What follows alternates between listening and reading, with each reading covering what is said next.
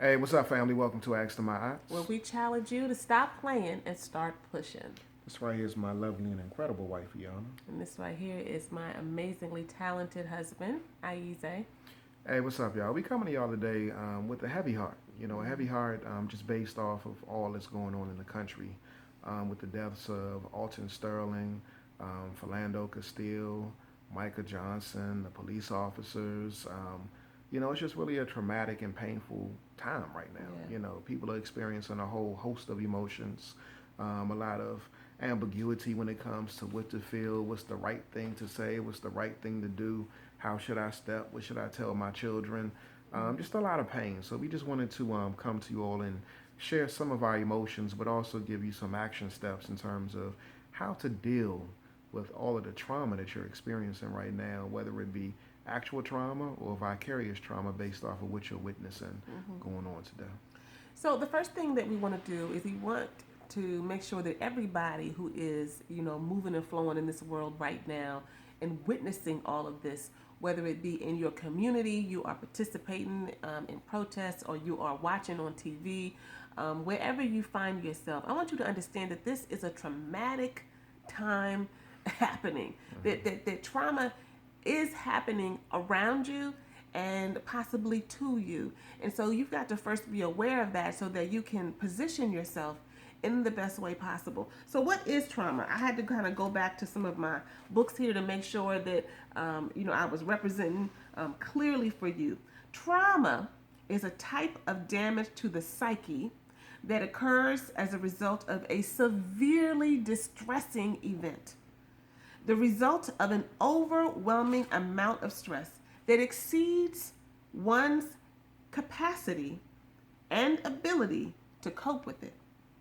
Or it says to integrate the emotions involved with that experience. So what does that mean? It means I'm dealing with A, B, C, and D. I'm getting all this stuff coming at me. I'm sitting at home and then I see what?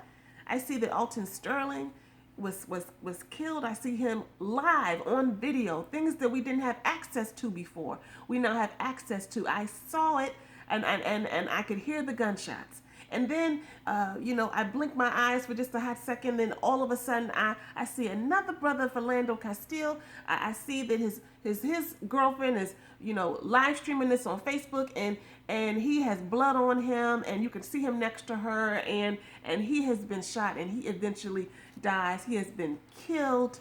He has been murdered. And then all of a sudden, on the news, not only am I hearing it from the news people, but again, I can't let go of the fact that people are recording this on their phones, and you can just go online and Google, and you will get people's personal phone recordings where they're hearing the shots. And so it takes me back to September 11th, 9/11. And we live in the DC metro area, so the Pentagon was hit, and I remember for a little while just hearing planes, and I would kind of go like this, and all I had done was seen stuff on television, and so what I want you to understand is that the stimuli, these things that are coming at us, when they are coming one on top of the other on top of the other, perhaps this is what Micah Johnson felt, it can get to be too much, and the things that are coming at you from without, on the outside, can get to be to a place where they're beyond what you have the ability to deal with on the inside. Now I want to qualify that. I want to qualify that to say this: you have the ability. You have the resources. But if you are not clear about what you are dealing with, if you are not positioning yourself in the right way, if you are not feeding yourself and building yourself up in the way that you need to, then you can easily be on E. Your gas tank could get real low so that you don't have the ability to push forward. You don't have the fuel to get you through the foolishness that's all around us. So you have to be able to be strategic, and you have to be intentional, and you have to be smart about what you do for yourself and with yourself and your family when you're going through a time such as this. And so that's what this is really about today. We want you to understand that all of this stuff, black folks live in a traumatic experience experience all the time. And just because it doesn't feel like it doesn't mean that's not what it is. Because we get numb. We get numb to all of the stuff that's happening. Oh, another person's dead. Oh, somebody else got shot. Oh, he ain't around no more. Oh man. Right, it's just kind of how this is our reality, and so the numbness that you feel isn't necessarily normal, but it is a part of a response to making sure that your brain does not go into overload and that your body does not begin to deteriorate because you just can't take it anymore. Your body and your brain is brilliant to make sure that it protects you from all of the stuff that we're dealing with. That's a really critical point too, because I mean, when you have that particular defense mechanism at play, again, it shields you and protects you from just really getting buck wild. But oftentimes a lot of us, we don't have the ability to self-soothe, or we don't exercise the ability to self-soothe or even numb, or just allow situations and circumstances to pass us by. Sometimes we get stuck. Sometimes we've just had enough and we get fed up and we feel like we just can't take no more. That's why I said, I don't know Michael Johnson, right? But that could have very well been the case with him. I've shared with my sons actually earlier the fact that there have been a number of occasions where just for being black, just for being a black man walking into a convenience store, I feel like I'm being harassed. Certain eyeballs are looking at me, and it just becomes frustrating and irritating. And I felt the urge to actually say something to the police officers on more than one occasion because it just becomes overwhelming, and you just feel like, why do I, just for being me, have to be subjected to just this bias, this this whole threat of, do I threaten your existence just by me being me? Just by me being a black man, do I threaten your existence, and do I deserve to be treated the way that I'm deserved? So it becomes overwhelming, and again, a lot of times you feel like the only recourse or action that you have to take is to fight back, whether it be verbally or physically. But it's when it gets to that boiling point that you feel like you got to do something. And, again, Micah, he may have felt like he had to do something, not to excuse his actions, because, our condolences go out to the police officers' families. Yes. That was definitely a tragic act for them. But on top of that, too, it's a lot of people that are losing their lives. And in this situation right here, our hearts go out to everybody. Yes, they go out to everybody. So here's what we wanted to drop with you and leave with you really quickly. We don't want to get to a place where we don't have the capacity to deal with whatever is being dealt to us. Our personal belief is that whatever is being dealt to us, we have the power to respond in a way that best suits the situation. We can pull on the Creator, on the Most High, to be able to support us in doing whatever we need to do.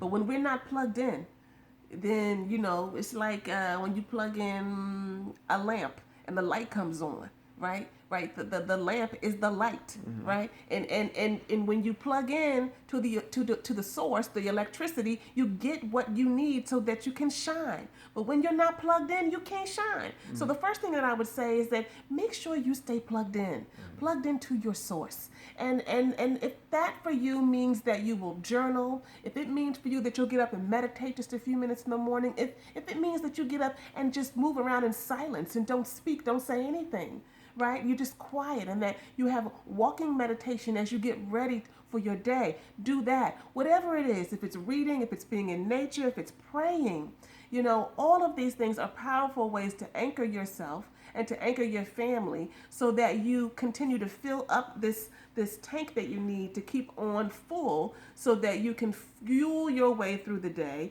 with all of the foolishness you have to navigate and you don't find yourself on E. The second thing that I want to say that you should do, in addition to tapping into your sources, express your emotions. Yes. Really get those feelings out.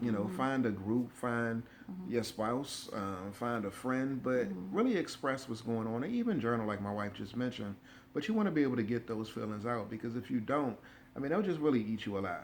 Just to be able to emote, to express what's going on, to feel the pain, all of the feelings that you have. Be able to experience those, feel those, get them out, and share them with somebody. A lot of times that lightens the load too. And you want to make sure that you set specific times that you turn the TV off. I have to say, for me, that's been kind of hard because I'm like a CNN junkie in general. And I like to know all the details of everything, but it's not healthy to just You know, we know that in general, right? That just television and social media and everything, it's just not healthy to be on it all the time. But certainly when you're hearing the same things over and over again, there are subliminal messages and there are unconscious things that you're taking in that you're not even aware of when you're just, you know, exposing your mind and your spirit to it 24/7. So make sure that you have specific times where you say, I'm not going to have the television on. I'm not going to, you know, pay attention to that on social media. I am going to pay attention to, you know, anything else but that, so that I can create some other kind of energy in my life other than disturbed and distressing energy. You know, because that's really what it is. When you're watching that stuff, it's just distressing. It really is. So you want to make sure that you do that. And in addition to that, another thing that you can do is simply take action. And when I say take action, what I'm talking about is do something, be very intentional about doing something to improve the quality of life for your community, for somebody in your community. But take action to add value. You know, you don't want to feel like you're necessarily a victim in a situation, but you want to add value to your community, to somebody else in your community. That's you taking a positive stance, a productive stance, and showing that, you know, we do matter. You know, we matter, you matter. You know, Black Lives Matter. Please take a positive stance. And so that can look like any number of things. For us, a lot of what that looks like a lot of times is working with individuals, working with young people, working with couples, whether it be through counseling or coaching. A lot of times for us, it looks like we're doing what we're doing right now. You know, saying let's sit down and do a video and let's share some of the thoughts that are on our mind and let's give a little education on a certain area. It can certainly be being in your church and volunteering for certain things, you know, contributing. Because let me tell you something. It is well known that when people are depressed, that yes, medication may be helpful, maybe. Yes, you know, it's helpful to pray, to you know, look around for other people to be able to connect with. But one of the most underestimated things about depression that combats it is activity and movement.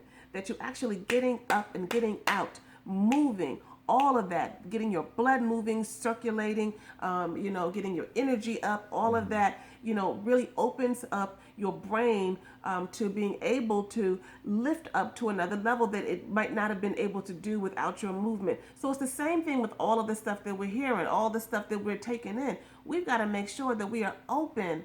We are open to being put in a place where we can be positive contributors to our condition. Positive contributors as a people, as Black folks, as humans, right, in the world, period, in terms of our humanity, and in our own individual families. So make sure, if you have children, you need to make sure that you look at the video that we will also link up under this video, where we talk about how to talk to your children. But you need to make sure that you're moving. Just sitting and stewing, oh, that's a recipe for disaster, because that's not getting you anywhere. That ain't doing nothing but creating a victim, and we're not victims, and neither are you. So you want to make sure that the movement is happening. Lastly, I just want to say this: life can be hard. Life can be very hard, but in the midst of it all, there is always positive. There's always beauty, even in the midst of these trying times. So just remember that if you do not take care of yourself, your emotional health, your mental health, if you don't check on the ones that you love, make sure your children are straight, if you are not making sure that you stand for something, that you're doing something, whatever that something is that helps you to get connected into to positive progress and change in our community around these issues and so many more. If you're not doing that, you ain't really doing nothing. So just make sure that you are moving forward, that you are being intentional, because at the end of the day, that's what it's all about. One person at a time, one family at a time, moving to the next level. All of us, we have to stop playing and start pushing.